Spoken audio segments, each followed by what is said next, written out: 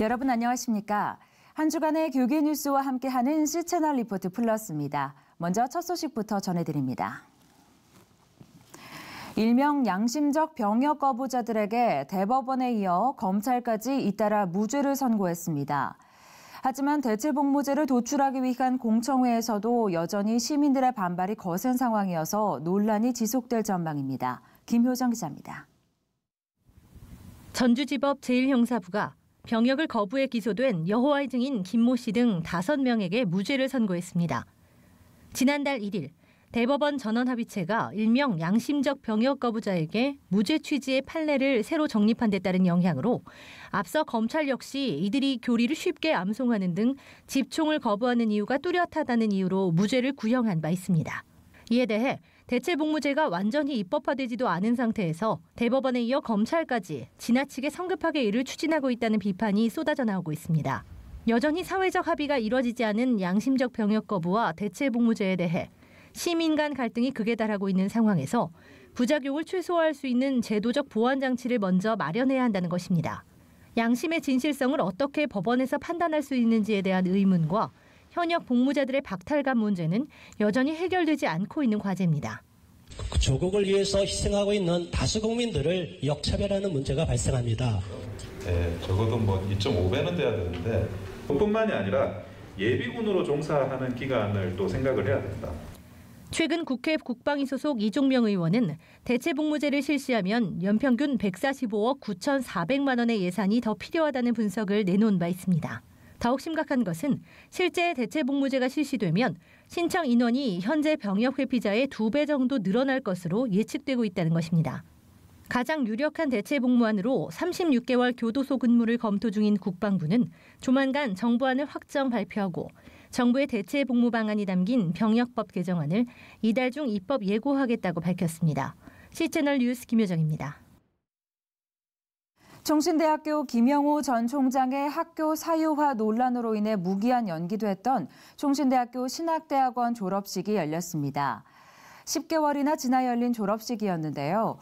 원우들은 지난 고난의 시간들이 더 큰 일꾼으로 사용하시기 위한 하나님의 연단이었다고 믿는다며 아낌없이 기쁨을 나눴습니다. 그 현장을 변현준 기자가 전합니다. 학사모를 하늘로 힘껏 던지며 감격과 환희를 나누는 졸업생들. 하지만 그들의 환한 웃음 뒤에는 즐거움만 있었던 것은 아닙니다. 지난해부터 총신대학교는 전 총장의 학교 사유화 시도 논란으로 인해 큰 혼란을 겪은 바 있습니다. 총신대학교 신학대학원 원우들은 수업과 졸업을 거부하는 것으로 자신들의 뜻을 밝혔고 10개월여 만에 조금은 늦은 졸업을 할 수 있게 됐습니다. 김영우 전 총장을 상대로 소를 제기하는 등 학내 사태 해결에 앞장섰던 오명철 전도사는 이 자리에 서게 해주신 하나님께 모든 영광을 올려드리고 싶다고 말했습니다. 학내 사태를 겪으면서 여기까지 사실 올 수 있을 거라고 생각은 못했거든요. 제가 이 자리에서 졸업할 수 있다는 것 자체가 굉장히 감사하고 하나님께 감동, 영광 올려드리고 싶습니다. 졸업식 설교를 맡은 대한예수교 장로회 합동 이승희 총회장은 긴 기다림 끝에 우리를 이 자리에 세우신 이유는 하나님을 기쁘시게 하기 위함이라며 마음을 바르게 세워 거룩한 산제물이 되길 바란다고 권면했습니다. 너희 몸을 하나님이 기뻐하시는 거룩한 산제물로 드리라라고 말합니다. 지금까지 이 동산에서 훈련받아왔던 여러분의 그 거룩한 삶이 어디로 모아져야 되는가? 하나님 앞에 우리를 거룩한 산제물로 드리는 것으로 모아져야 하는 것입니다. 이어 김광열 총장 직무대행은 총신사태 현장 속 산교육 훈련을 받고 복음사역을 떠나는 여러분께 하나님의 공의가 함께할 것이라며 격려사를 전했습니다. 사실 오늘 졸업식에 참여한 여러분들은 하나님으로부터 아무나 경험할 수 없는 특별 교육을 받았다고 생각합니다. 여러분의 때는 아닐지라도 하나님의 때에 반드시 그분은 공의로 이 땅을 다스리신다고 하는 사실을 확신하시고 사역자의 길을 힘있게 걸어가시는 주의 제자들이 되기를 바랍니다. 총신대 신대원 졸업자 467명은 투쟁 끝에 늦은 졸업이기에 더한 축하와 축복 속에 졸업의 기쁨을 누렸습니다. C채널 뉴스 변은준입니다. 기독교 언론을 가장한 채 동성애 옹호와 교회 파괴 행위를 일삼아온 뉴스앤조이의 폐간을 촉구하는 집회가 열렸습니다. 탈세 의혹에 대한 검찰 수사를 촉구하고 그동안 후원을 이어온 교회는 재정 지원을 즉각 중단할 것을 강력하게 요구하는 목소리가 높았습니다. 김효정 기자가 보도합니다. 한국교회 수호결사대는 뉴스앤조이가 기독교 언론이라 칭하면서도 성경이 금하고 있는 동성애와 한국교회를 심각하게 파괴할 수 있는 차별금지법, 인권조례 등을 맹목적으로 지지하고 있다고 지적했습니다. 저희 아산시에서 인권조례 폐지 그 반대 서명 받고 그 일을 추진하는데도 답변을 해주면 그 다음에는 또 하나 가지고 시비 걸고 또 그러고 이 뉴스앤조이 교회들이 왜 후원을 하고 있나? 후원을 끊어야 되지 않겠나? 가짜뉴스 프레임을 씌워 동성애 법제화를 막기 위해 활동하는 교계 인물들을 극우 적폐 및 혐오 집단으로 몰고 있다는 점도 언급됐습니다. 실제로 뉴스앤조이는 최근 울산대 이정훈 교수 등에 대해 이정훈의 음모론이란 주제의 기사를 연일 쏟아내며 그가 음모론을 만들어내고 있고 수많은 거짓말을 하고 있다고 보도한 바 있습니다.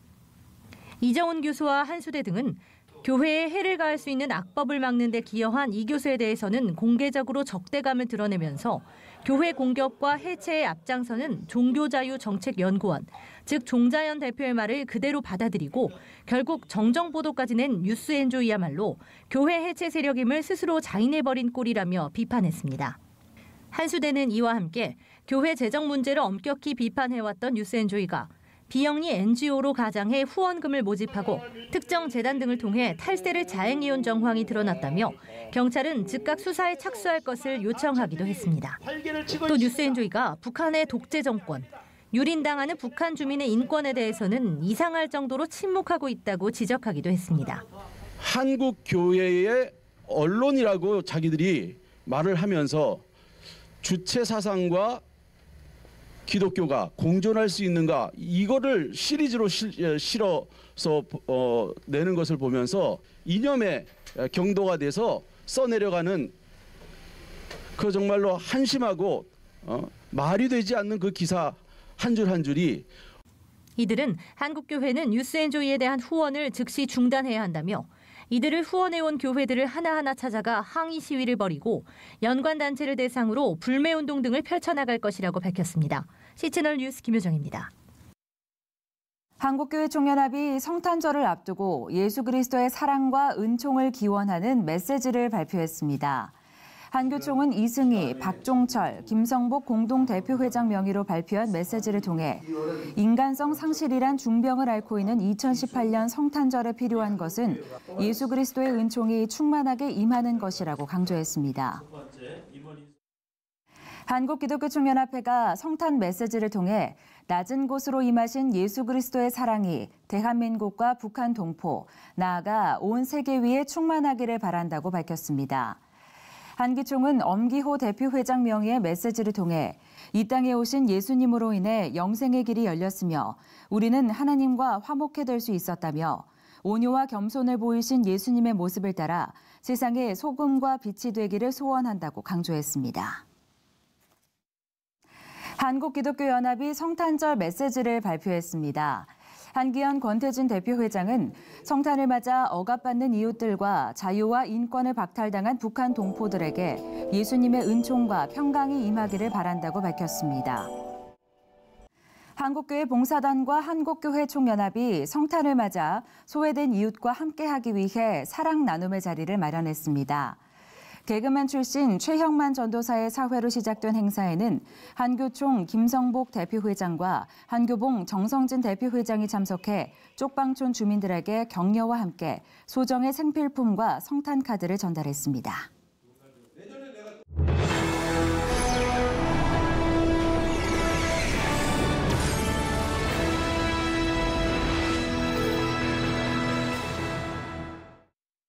아기 예수가 탄생하신 성탄절.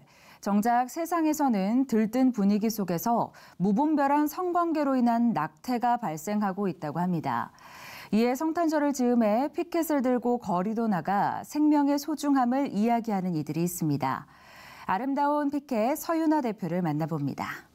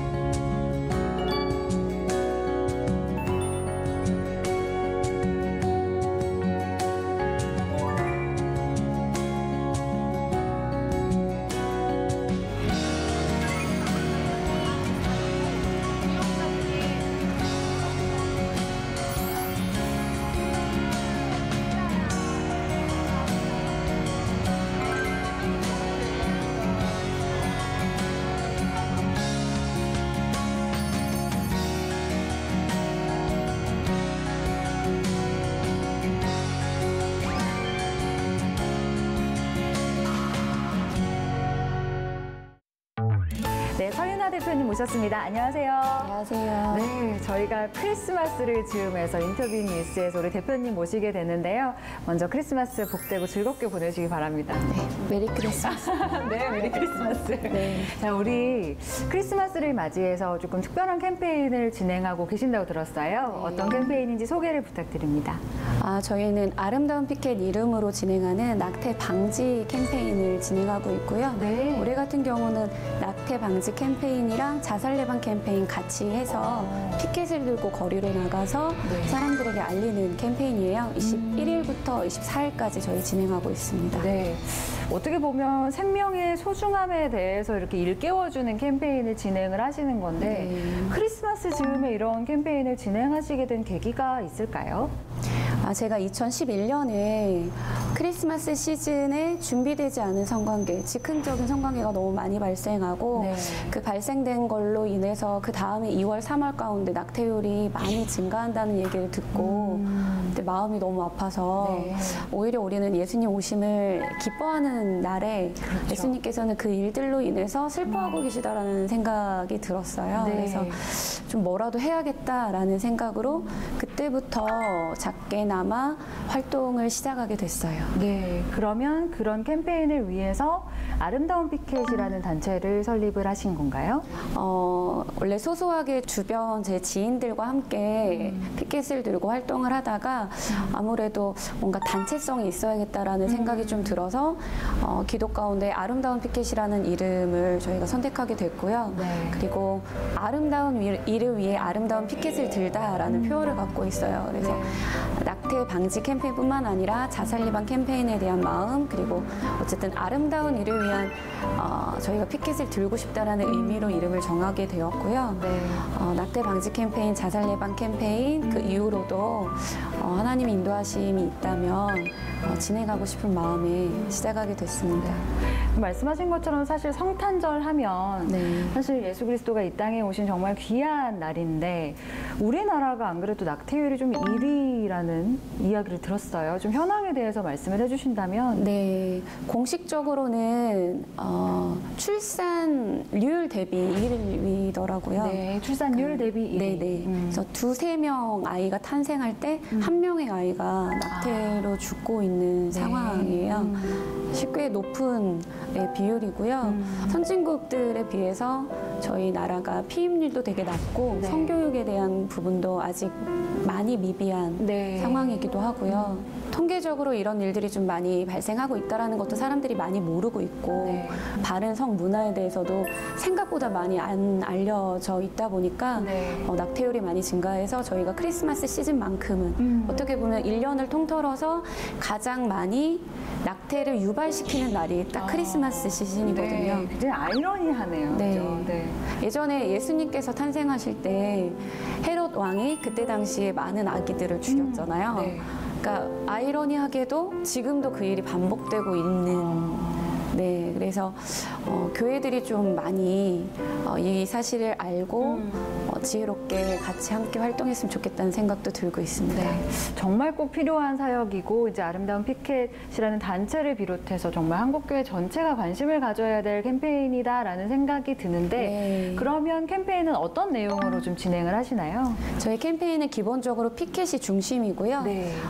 피켓을 들고 그 안에 메시지를 뒤에 있는 것과 같이 메시지를 담아서 사람들에게 보여줘요. 근데 그날만큼은 좀 더 그런 생각을 많이 갖고 있는 분들이 많아서 그런지 어떤 커플들은 이제 막 회피하기도 하지만 좀 불편해하는 사람들이 있군요.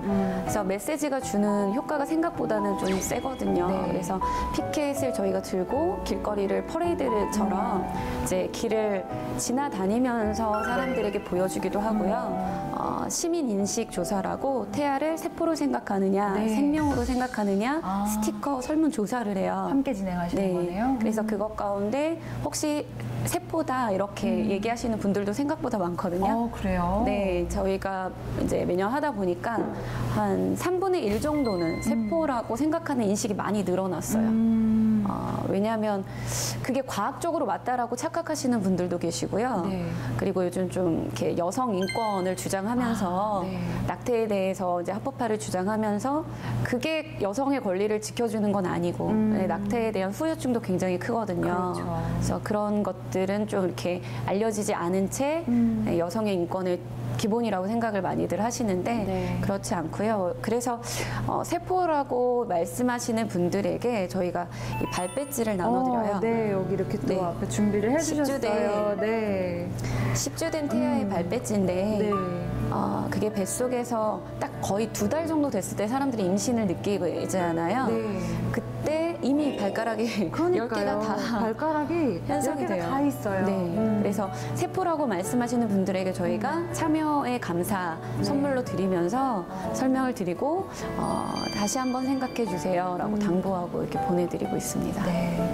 뭐 이렇게 캠페인을 진행하시면서 기억에 남는 에피소드도 있으실 것 같아요. 이제 사람들을 직접 만나시니까. 네네.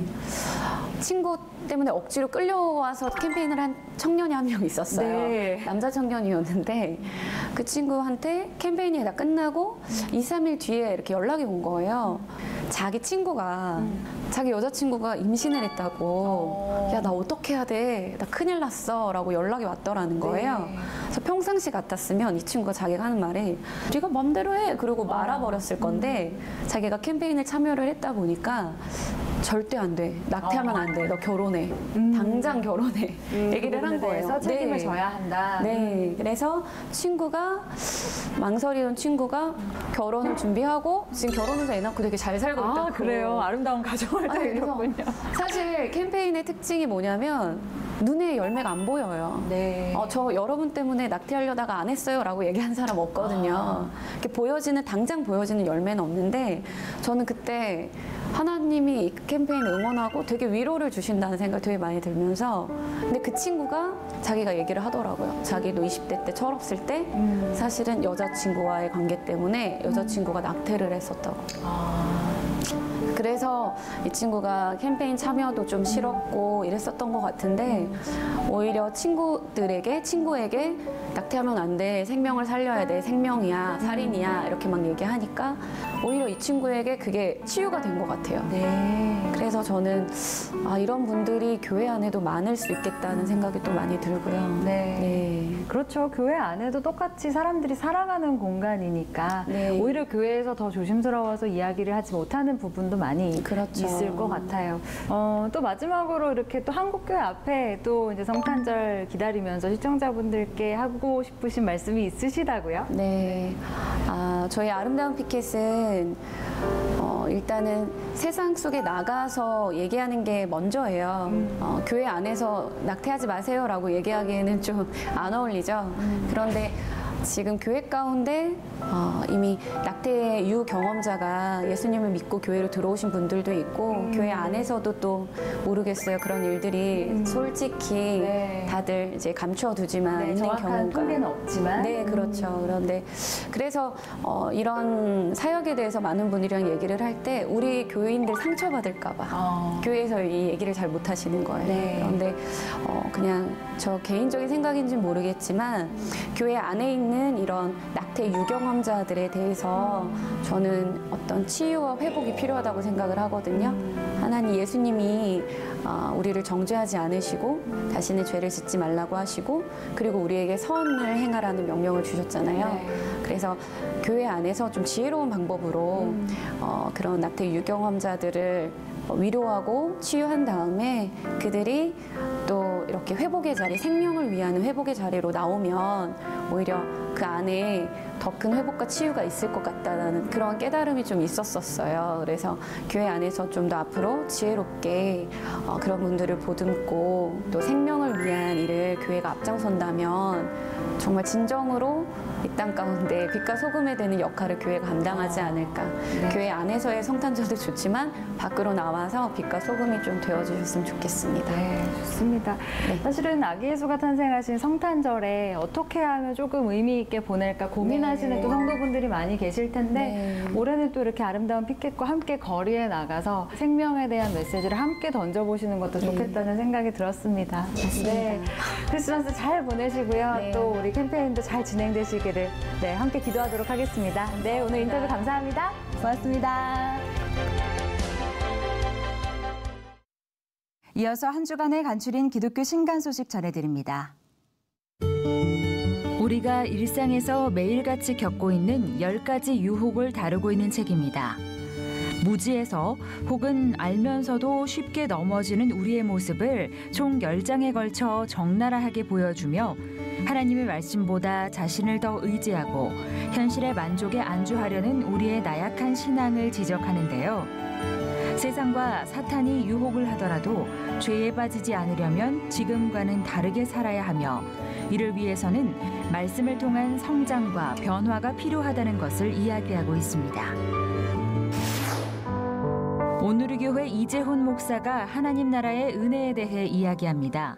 하나님 나라에 대한 우리의 막연한 인식을 회개, 헌신, 고난, 일터, 관계 등 총 15가지 영역에서 영성과 지성, 감성을 바탕으로 일깨워주고 있는데요.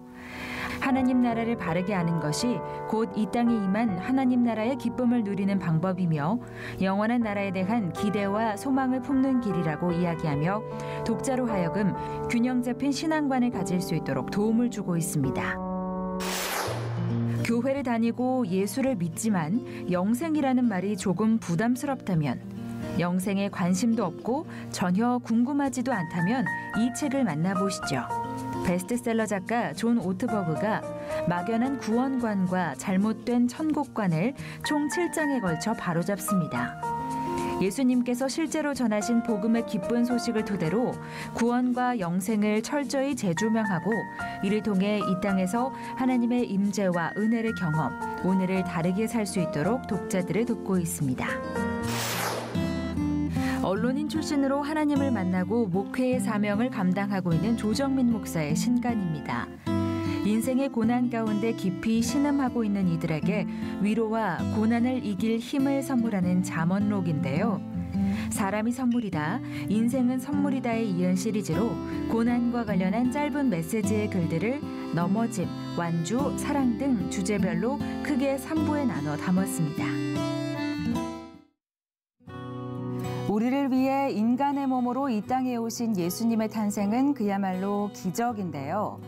2018년 올해 크리스마스는 아직도 이 성탄의 기적을 알지 못하는 사람들에게 복되고 기쁜 소식을 나누는 기회가 됐으면 좋겠습니다. 오늘 순서는 여기까지입니다. 시청해주신 여러분 고맙습니다.